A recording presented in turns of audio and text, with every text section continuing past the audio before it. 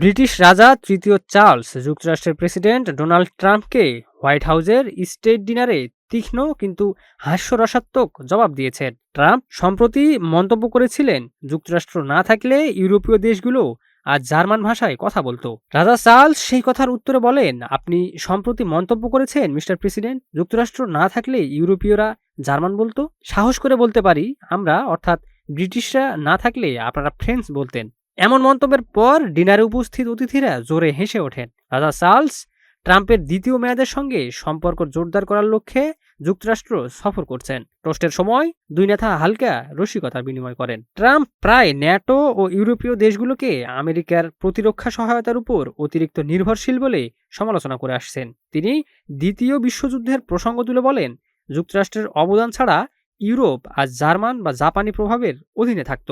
রাজা চার্লস তার জবাবে ইতিহাসের আরেক দিক স্মরণ করিয়ে দেন। আমেরিকার স্বাধীনতার আগে উত্তর আমেরিকায় ব্রিটিশ ও ফরাসি উপনিবেশিক শক্তির মধ্যে দীর্ঘ সংঘর্ষ হয়েছিল।